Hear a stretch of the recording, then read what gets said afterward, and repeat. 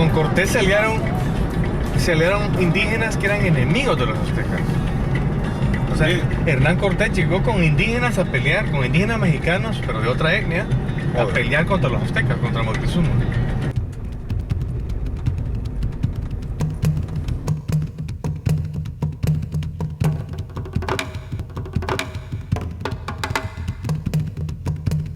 El imposible es el último refugio de vida silvestre que le queda a El Salvador. Tenemos que estar claros de que El Salvador es un país muy deteriorado en comparación al resto de Centroamérica.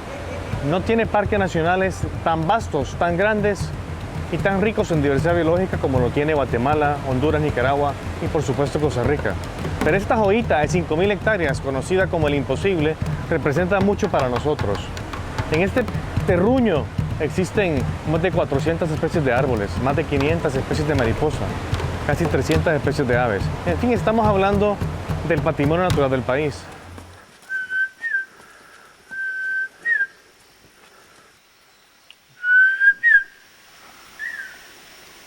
Pero canta, tiene que cantar así.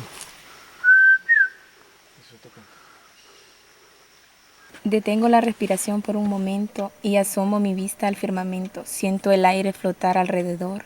La montaña me llama, me siento libre, me siento humano y me siento ser.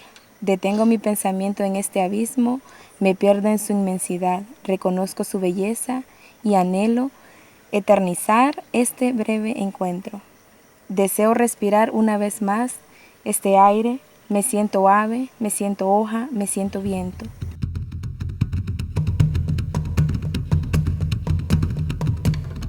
Como ONG, trabajar en este tema ha sido difícil. Hace casi 15 años firmamos un convenio con el gobierno de El Salvador para coadministrarlo. Y es que el gobierno, los últimos gobiernos de turno, no han invertido en este tema. De hecho, una ley de áreas protegidas, algo que venimos como Salvanatura, como ONG, proponiendo, está en estos momentos, después de 14 años de estar en este tema, en la Asamblea Legislativa. ¿Qué significa una ley de áreas protegidas o espacios protegidos en El Salvador? Que el mapa nuestro se va a enverdecer. Es decir, si hoy contamos con 0.5% de área protegida en términos de territorio, esta ley va a darle un 4% de espacios protegidos a El Salvador. Pequeño pero significativo para un país en las condiciones nuestras con altas densidades poblacionales, ¿no? En ese sentido, nosotros como ONG tenemos un gran reto. ¿Cómo integrar a tanta población pobre en el manejo de las áreas protegidas? Y creemos firmemente en el turismo sostenible. Un turismo que no solo estimule la protección de los parques, pero más bien que estimule la economía local.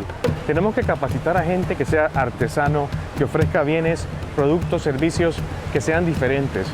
Realmente nos sentimos muy contentos después de estar aquí en este Parque Nacional por 15 años. Tenemos inversiones sostenibles de diversas fuentes de financiamiento, incluyendo el gobierno español, como por ejemplo un hotelito ecológico, el único en El Salvador, en donde lo estamos manejando en conjunto con una comunidad que esperamos beneficiarle económicamente, repartiendo la utilidad de ese pequeño negocio, ¿no? Y así replicar esto con otras comunidades que se van a beneficiar del turismo.